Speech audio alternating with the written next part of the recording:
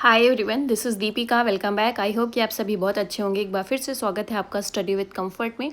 तो आज हम डिस्कस करेंगे global shift, power and governance.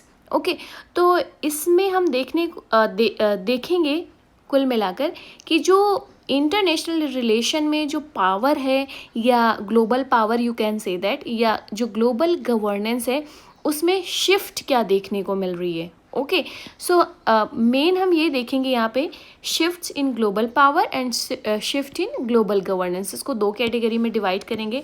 दो की ये टॉपिक अपने आप में बहुत बड़ा, बहुत डायनेमिक टॉपिक है, बहुत ब्रॉड टॉपिक है। इसको समझने के लिए कई सारे लेक्चर्स चाहिए, क्योंकि जब पावर एंड गवर्नेंस की बात हो रही है तो इसमें मल्टीपल डोमेन्स आ जाती हैं।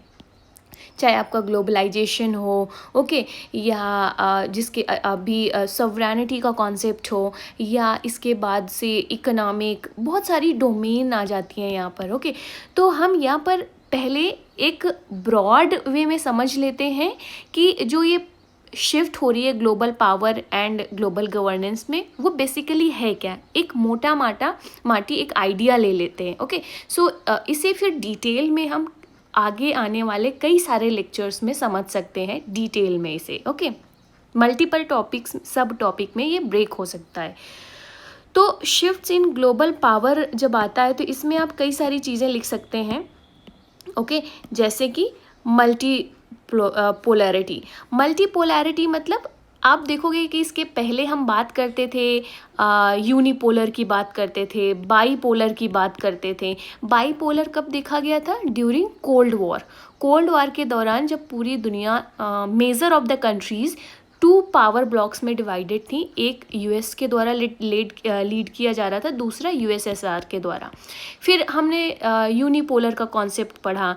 यूनिपोलर कॉन्सेप्ट जहाँ पर हमने देखा कि एक सिंगल जो पावर कंट्री है वो डोमिनेट कर रही है पूरे वर्ल्ड ऑर्डर में, और उसके द्वारा डिसाइड किया जा रहा है, या उसका हिजेमनी है या डोमिनेंस है, आप कुछ भी कह सकते हैं। ओके, अभी आप करंट में क्या देखोगे, क्या शिफ्ट है? मल्टीपोलैरिटी का बेसिक मीनिंग ये है कि जो वर्ल्ड है इसमें मल्टीपल पावर राइज हो रहे हैं। Okay, there are multiple powers. आप देखोगे कि चाइना, जैसे कि मान लीजिए ब्रिक्स है, ओके, इंडिया, ईयू, ये बहुत सारे राइजिंग पावर्स हैं, मल्टीपल पोल्स हैं। पावर कई मल्टीपल पोल्स में डिवाइडेड हो चुकी है। ओके, लाइक पूरा वर्ल्ड इस तरीके से हो गया है। अब ऐसा नहीं है कि सिर्फ एक पावर है या दो पावर है। ओके, कई सारी पावर्स राइज हुई हैं इधर, और आप देखने को मिलेगा उन्होंने अपनी लाइक माइंडेड कंट्रीज़ के साथ में ग्रुपिज्म किया है, अलायंसेस किए हैं। ओके, इसी के साथ एक कॉन्सेप्ट निकल के आता है जो इसी से related, that is emerging powers. तो जो ग्लोबल शिफ्ट है इसका एक इम्पॉर्टेंट की एस्पेक्ट आपको देखने को मिलेगा, इमर्जिंग पावर्स आपको देखने को मिलेगा कि किस तरीके से जो ब्रिक्स है जिसमें ये सारे मेंबर्स हैं, इसके बाद अदर रीजनल पावर्स इमर्ज हुई हैं। ओके, काफ़ी पावरफुल मैनर में। डिक्लाइन ऑफ यूएस हेजेमनी, जब हम पावर की बात कर रहे हैं तो यहाँ पर आपको देखने को मिलेगा, आपको बहुत सारे एक्सपर्ट्स की डिबेट देखी होगी, उनके थॉट्स सुने होंगे, जहाँ पर देखा जाता है कि यूएस की पावर में रिलेटिव डिक्लाइन हुआ है। ओके, पावर, जब भी हम बात करते हैं पावर की, तो ये क्या है, एक रिलेटिव कॉन्सेप्ट है कि किसी के सापेक्ष में बात कर रहे हो, आप किसी से कंपेयर कर रहे हो। आप कैसे कहोगे कि ये ज़्यादा पावरफुल है? कोई सामने होगा जिससे आप कंपेयर कर रहे होगे, कुछ फैक्टर्स या बेसिस होंगे जिसके बेसिस पे आप कंपैरिजन कर रहे होगे कि ये पावरफुल ज़्यादा क्यों है।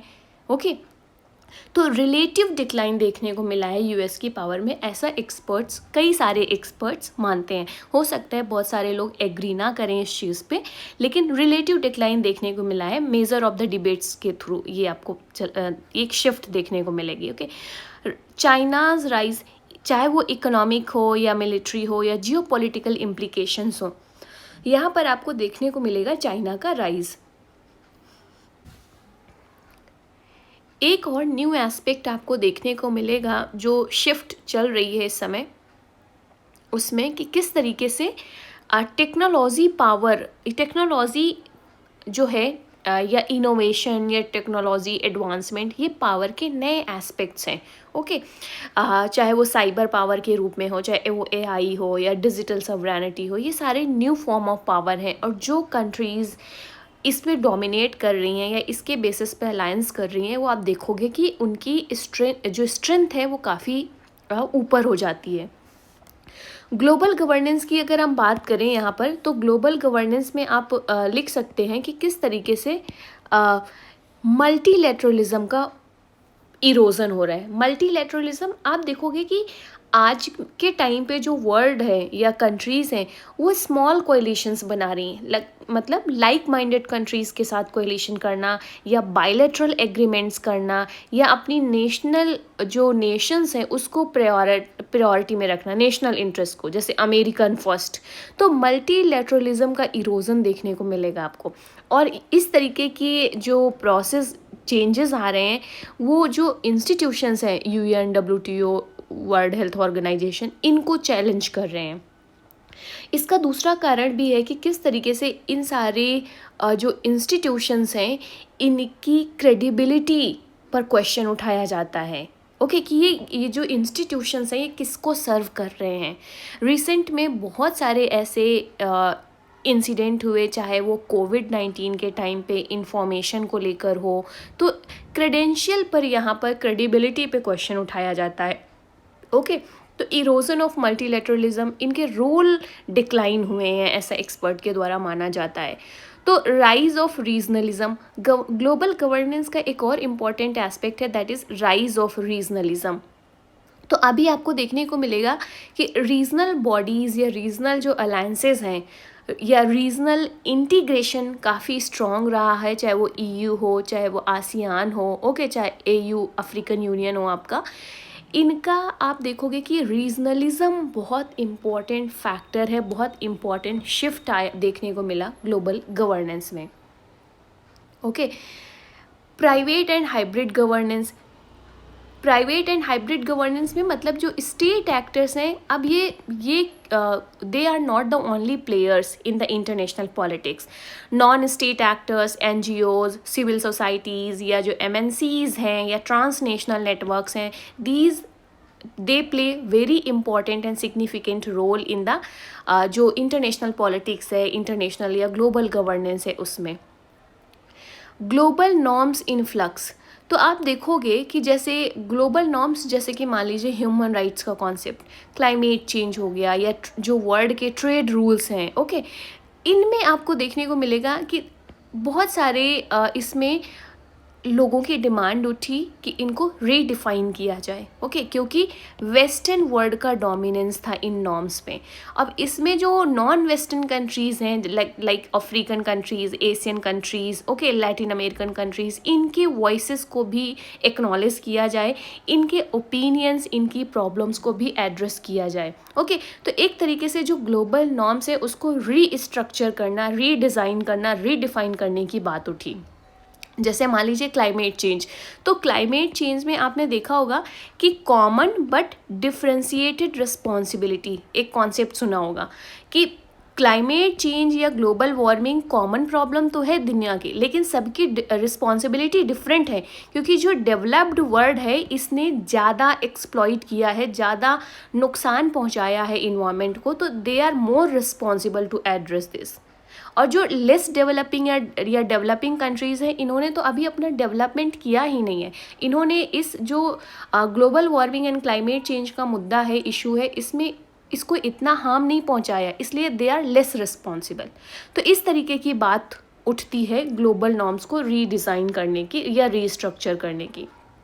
डिजिटल गवर्नेंस इंपॉर्टेंट एस्पेक्ट हो गया ग्लोबल गवर्नेंस का, ये मेजर शिफ्ट भी है कि किस तरीके से इंटरनेट रोल प्ले कर रहा है इस पे। ओके, तो ये और भी बहुत सारी चीज़ें आप लिख सकते हैं कि ये इस शिफ्ट के इम्पैक्ट क्या पड़े।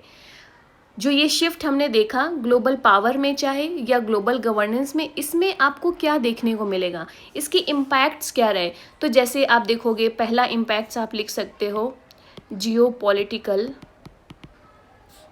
रीअलाइनमेंट, मतलब जो ये शिफ्ट हुई है पावर में या गवर्नेंस में, मेजर चेंजेस आपको देखने को मिलेंगे अलायंसेस में, रिलेशनशिप में। रीअलाइनमेंट का मतलब है अलायंसेस या जो रिलेशनशिप होती हैं, ओके, जैसे ब्रिक्स बढ़ा है, एक की इम्पोर्टेंस बढ़ी है, ओके, इस तरीके से। नेक्स्ट आपको देखने को मिलेगा इकोनॉमी। इसका इम्पैक्ट हम पढ़ क्या रहे हैं बेसिकली, इम्पैक्ट किसके इम्पैक्ट, जो ये shift in global power and global governance आई है उसमें। Economic restructuring,